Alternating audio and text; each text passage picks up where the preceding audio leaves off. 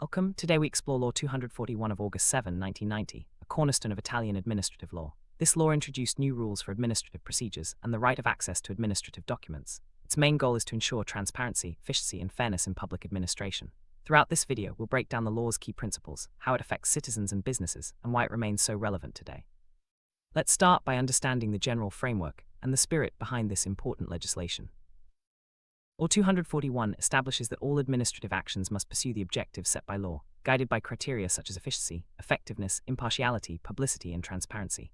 These principles are not just formalities, they shape every decision and process within public administration. The law also requires that, unless otherwise specified, non-authoritative acts by public administration follow private law rules. Private entities performing public functions must also respect these standards, ensuring a consistent level of protection for everyone involved.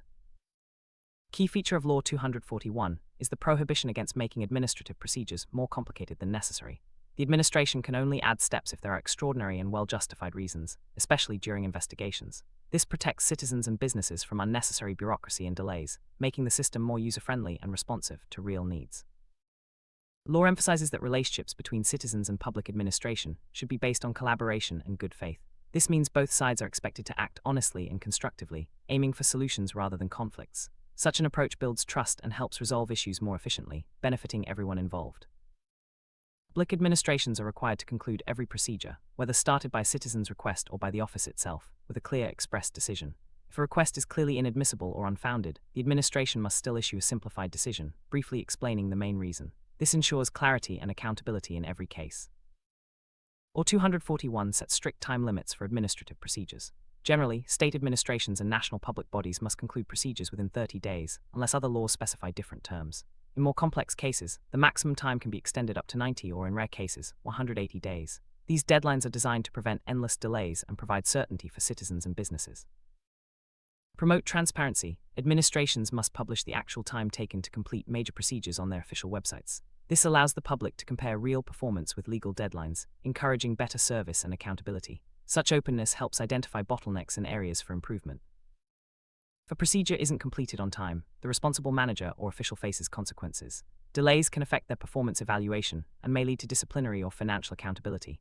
This strong incentive system ensures that public officials take deadlines seriously and work efficiently. When an office fails to act within the required time, Law 241 provides for a substitute power. A designated official or organizational unit steps in to complete the procedure, often within half the original deadline. This mechanism ensures that citizens are not left waiting indefinitely and that the administration remains responsive. If the administration's delay causes unjust damage, affected parties have the right to compensation. In some cases, if a decision is late but eventually issued, the applicant may also receive an indemnity for the mere delay. These provisions encourage timely action and protect citizens' interests. Every administrative decision must be motivated, meaning it should clearly state the facts and legal reasons behind it. This applies to decisions about organization, public competitions, and personnel. Exceptions exist for general or regulatory acts. If the reasoning refers to another document, that document must also be made available. This requirement ensures transparency and allows for meaningful review. To improve efficiency, Law 241 encourages the use of digital and telematic tools in public administration. This applies to internal communications, interactions between different administrations, and dealings with private citizens. The move toward digitalization streamlines processes and makes public services more accessible. Each type of administrative procedure must have a clearly identified organizational unit responsible for the investigation and final decision. If not already set by law or regulation, the administration must assign this responsibility and make it public. This clarity helps citizens know who to contact and ensures accountability. The head of each organizational unit assigns a manager for each procedure. This person is responsible for the investigation, all related tasks, and sometimes the final decision. If no one is assigned, the head of the unit is considered responsible. The manager's name and contact details must be communicated to interested parties, ensuring transparency and direct communication. Procedure manager has several key tasks: checking eligibility, verifying facts, requesting corrections or additional information, organizing meetings, handling communications, and issuing the final decision if authorized. If the final decision maker is different, they must explain any deviations from the manager's findings. This structure ensures thorough and fair handling of each case. Law 241 requires that anyone involved in a procedure, whether issuing opinions, technical evaluations, or final decisions, must abstain if there's a conflict of interest. They must also report any potential conflicts. This rule is essential for maintaining impartiality and public trust in administrative actions. When a procedure begins, the administration must notify those directly affected and anyone required by law to participate.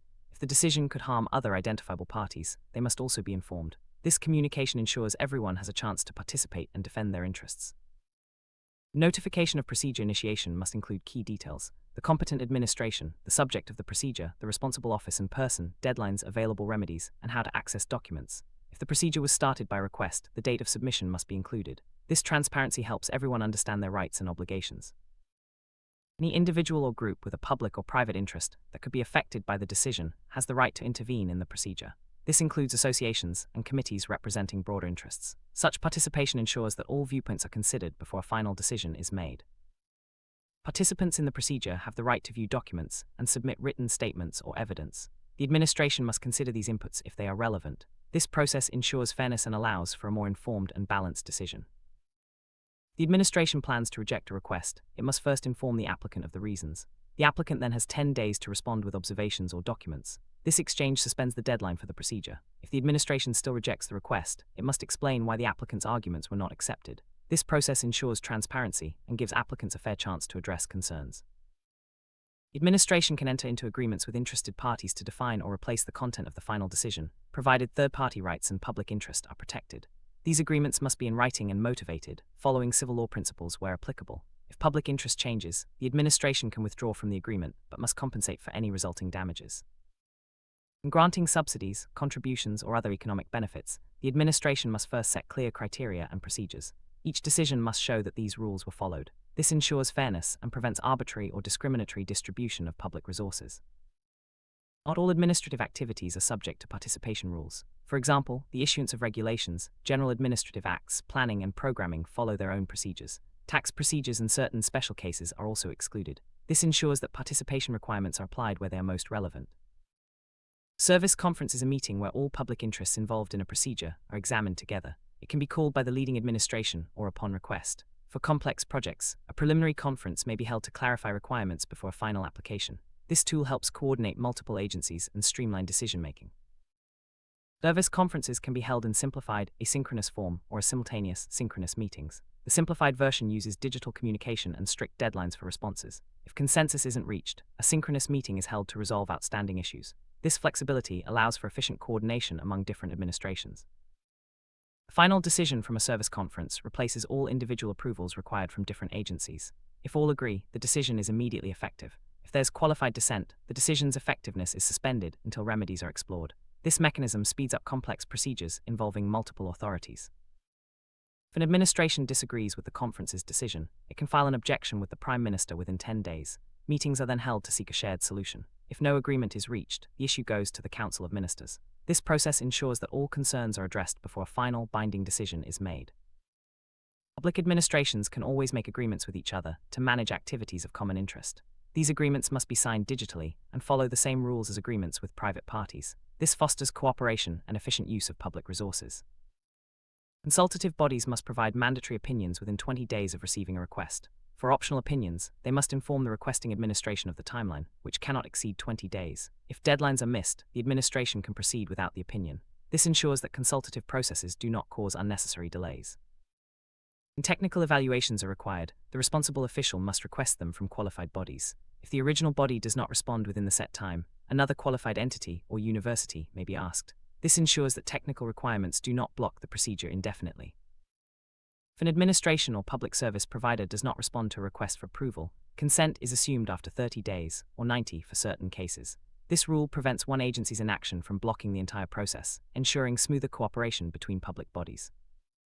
Law 241 promotes self-certification, allowing citizens to declare facts and qualities instead of providing official documents. The administration must verify these declarations and can only request additional information if necessary. This reduces paperwork and speeds up procedures. When a request, report, or communication is submitted, the administration must immediately issue a receipt, even electronically. This receipt confirms the submission date and the deadlines for response. If the request is sent to the wrong office, deadlines start when the correct office receives it. This ensures clarity and traceability. On many activities, especially in business, a certified notice, SCIA, replaces traditional authorizations. The applicant declares they meet all legal requirements, and the activity can start immediately. The administration has 60 days to check compliance and can stop the activity if requirements are not met. This system speeds up business operations while maintaining necessary controls. When multiple authorizations or notifications are needed for an activity, the applicant can submit everything through a single digital portal. The receiving administration forwards the documents to all relevant offices, ensuring coordinated and timely checks. This one-stop approach simplifies complex procedures for businesses and citizens. In many cases, if the administration does not respond to a request within the legal deadline, silence is considered consent. This means the applicant can proceed as if the request was approved. However, there are exceptions for sensitive areas like cultural heritage, environment, and public safety. This rule encourages timely responses and reduces uncertainty. Anyone making false statements or declarations in administrative procedures faces criminal penalties. There is no possibility to regularize or legalize the activity if it was started based on false information. This strict approach protects the integrity of public administration and deters fraud. Administrative acts limiting private rights become effective upon notification to the recipient. If notification is impractical, public notice is used. Acts lacking essential elements, issued without authority, or violating final judgments are null and void. These rules ensure that only valid and properly communicated decisions have legal effect. Administration can revoke or annul its own decisions for public interest reasons, unforeseen changes, or legal defects. Revocation ends the act's effects and may require compensation if it harms affected parties. Annulment can be done within a reasonable time, usually up to 12 months, except in cases of fraud or criminal conduct. This flexibility allows the administration to correct mistakes while protecting legal certainty. Law 241 grants everyone the right to access administrative documents, as long as they have a direct, concrete, and current interest. This right promotes transparency and allows citizens to monitor public administration. All documents are accessible except those protected by law, such as those involving state secrets or privacy concerns. Certain documents are excluded from access, such as those covered by state secrets, tax procedures, or containing sensitive personal data. Each administration must identify which documents are excluded and for how long. However, access cannot be denied if it is necessary to protect one's legal interests, especially in legal disputes.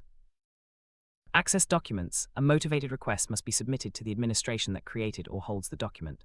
If access is denied or not granted within 30 days, the applicant can appeal to the administrative court or, for local bodies, to the ombudsman. This process ensures that access rights are enforceable and not just theoretical.